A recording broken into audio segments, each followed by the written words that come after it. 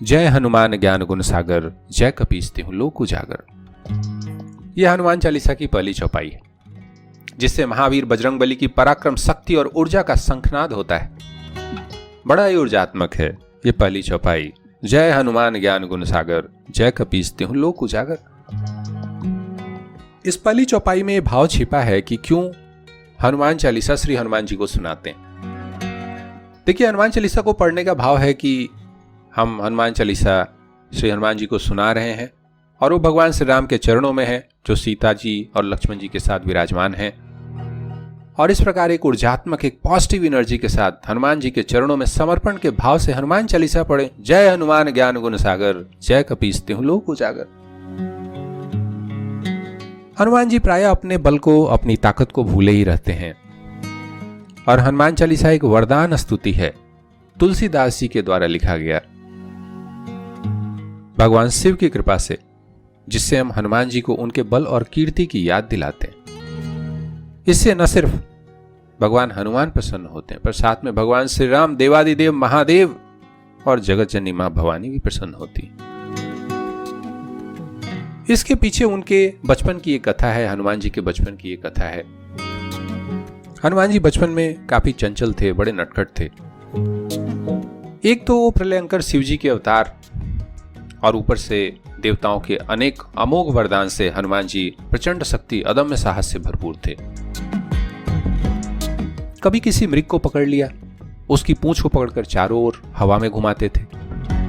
कभी किसी हाथी को पकड़ के उसकी ताकत का अनुमान करते थे, कितना शक्तिशाली है हाथी, उस हाथी को उठाकर देखते थे। कभी किसी बड़े पेड़ को जड़ सहित हिला देते थे। पर्वत की ऐसी कोई शाखा नहीं जहां वो छलांग मार के पहुंच न जाए। वन के प्राणी उनसे घबराते तो जरूर थे, पर अंदर से सब उन्हें बड़ा प्यार करते थे, क्योंकि ये सबके रक्षक थे, सबके मित्र थे।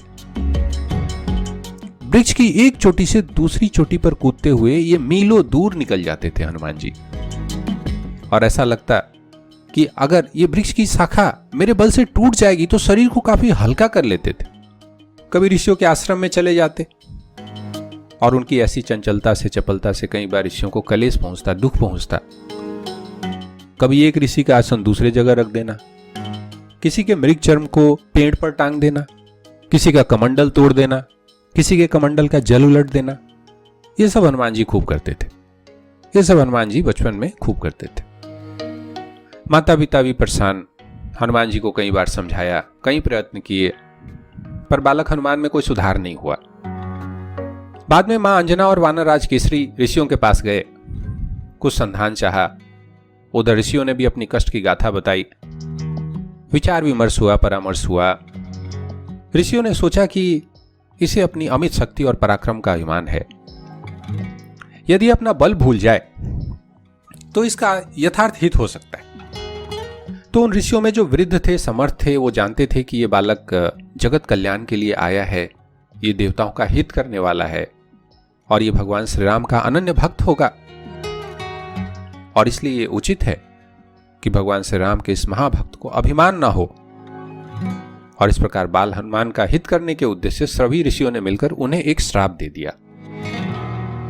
वाल्मीकि रामायण में यह प्रसंग है, बाधसे यत् समाश्रित्य बलमस्मान प्लवंगमः तत् दीर्घकालम वेत्तासि नास्माकं शाप मोहिता। वानरवीर, तुम जिस बल का आश्रय लेकर हमें सता रहे हो, उसे हमारे शाप से मोहित होकर दीर्घ काल तक भूले रहोगे। यदा ते समायर्ते कीर्ति अस्तता ते वर्धते बलम।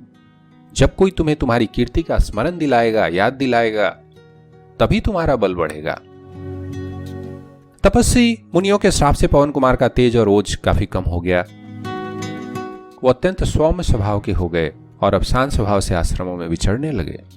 ऋषि मुनि प्रसन्न हुए, माता पिता भी प्रसन्न हुए। इसलिए हनुमान चालीसा है जो हनुमान जी को उनकी यश, कीर्ति और बल का स्मरण कराता है, और इससे वो अपने भक्तों पर परम प्रसन्न होते हैं। जय हनुमान ज्ञान गुण सागर, जय कपीस तिहुँ लोक उजागर। श्री हनुमान जी आपकी जय हो। आप ज्ञान और गुण के अथाह सागर हैं। आपके ज्ञान और गुणों की सीमा नहीं है। हे कपीश्वर वीर बजरंगबली, आपकी जय हो। तीनों लोकों, स्वर्ग लोक, भूलोक और पाताल लोक में भी आपकी कीर्ति है। तिहुँ लोक उजागर, तीनों लोकों में आपकी कीर्ति है।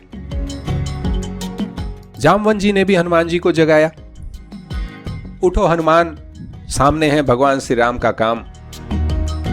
हनुमान जी के ज्ञान, गुण, बल, तेज की महिमा जामवंत जी ने बताई। उनकी बुद्धि, बल, तेज, पराक्रम, विद्या और वीरता का वर्णन जामवंत जी ने भी किया। जब पता चला कि समुद्र को पार करके मां जानकी का पता लगाना है, सभी वानर भालुओं ने अपना अपना परिचय देना शुरू किया। बल, सामर्थ्य, क्षमता बताना प्रारंभ किया, पर किसी में क्षमता नहीं थी कि वो इस कार्य को पूरा कर सके, समुद्र को लांघ सके। पर हनुमान जी चुपचाप बैठे रहे, क्योंकि उन्हें श्राप के प्रभाव से पता ही नहीं था कि उनकी क्षमता क्या है, उन्हें बोलना क्या, उन्हें करना क्या। इस प्रसंग का बड़ा सुंदर वर्णन वाल्मीकि रामायण में है और रामचरितमानस में भी है। जामवंत जी ने हनुमान जी को कैसे जगाया? वाल्मीकि रामायण में प्रसंग है। जामवंत जी ने कहा, वीर वानर लोकस्य सर्वशास्त्र विदाम वरह, संपूर्ण शास्त्रविद्ताओं में श्रेष्ठ तथा वानर जगत के अद्वितीय वीर हनुमान, तुष्णी में एकांत माश्रित हनुमान किम न जल बसी। आप कैसे एकांत में चुप साधे बैठे हैं, कुछ बोलते क्यों नहीं? राम लक्ष्मणयो अस्चपि तेजसा च बलेन च। आप तो तेज और बल में श्री राम और लक्ष्मण के समान हैं। गरुत मानिव विख्यात उत्तम सर्व पक्षिणाम, गमन शक्ति में, चलने उड़ने की शक्ति में संपूर्ण पक्षियों में श्रेष्ठ महाबली गरुड़ के समान विख्यात हैं। उनकी पंखों में जो तेज, बल और पराक्रम है वो आपकी इन भुजाओं में है। वानर श्रेष्ठ है हनुमान, आपके अंदर समस्त प्राणियों से बढ़कर बल, बुद्धि, तेज और धैर्य है। फिर आप अपना स्वरूप पहचानते क्यों नहीं? वानर श्रेष्ठ हनुमान, उठिए और इस महासागर को लांघ जाइए। आपकी जो गति है वो सभी प्राणियों से बढ़कर है। हे हनुमान, आपके वेग महान हैं। जैसे भगवान विष्णु ने पृथ्वी को नापने के लिए 3 डगे भरी थी, वैसे ही आप छलांग मारकर इस समुद्र के पार चले जाइए। इतना सुनते ही उनके शरीर में अद्भुत बल का संचार होने लगा, सृजन होने लगा, उनका आत्मबल बढ़ने लगा और हनुमान जी अपना शरीर विकराल करने लगे। और इस दृश्य का चिंतन तुलसीदास जी ने रामचरितमानस में भी किया। यह प्रसंग रामचरितमानस में भी है। जामवंत जी ने कहा, कहूं रीछपति सुनो हनुमाना, का चुप साध रहु बलवाना। हे हनुमान, हे बलवान, सुनो, आप क्यों चुप साधे बैठे? आप चुप क्यों हैं? आप मौन क्यों हैं? आप शांत क्यों हैं? पवन तनय बल पवन समाना, बुद्धि विवेक विज्ञान निधाना। आप तो पवन पुत्र हैं, आपका बल पवन देव के समान है और आप तो बुद्धि, विवेक और विज्ञान के समुद्र हैं, खजाना है।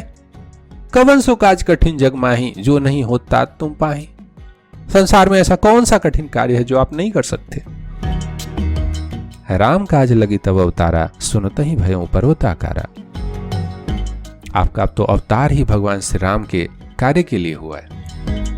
आपका तो अवतार ही श्री रामचंद्र जी के कार्य के लिए हुआ है। अब तो सुनते ही हनुमान जी विशाल रूप धारण करने लगे, विकराल विशाल पर्वत की तरह। कनक बरन तन तेज भी राजा, मानहु अपर गिरिन कर राजा। सोने के रंग का उनका शरीर चमकते हुए तेज के साथ हनुमान जी भयंकर रूप धारण करने लगे। ऐसा लग रहा था मानो पर्वतों का दूसरा राजा सुमेरु। हनुमान जी दिव्य हैं, विशाल हैं, परम तेजवान हैं। उनके गुण की महिमा का कोई अंत नहीं है। इसलिए एक सकारात्मक ऊर्जा, प्रसन्न चित्त भाव से, ऊर्जात्मक भाव से बोलिए, जय हनुमान ज्ञान गुण सागर, जय कपीस तिहुँ लोक उजागर। श्री हनुमान जी आपकी जय हो। आप ज्ञान और गुण के अथाह सागर हैं। आपके ज्ञान और गुणों की सीमा नहीं है। हे कपीश्वर वीर बजरंगबली, आपकी जय हो। तीनों लोकों, स्वर्ग लोक, भूलोक और पाताल लोक में आपकी कीर्ति है।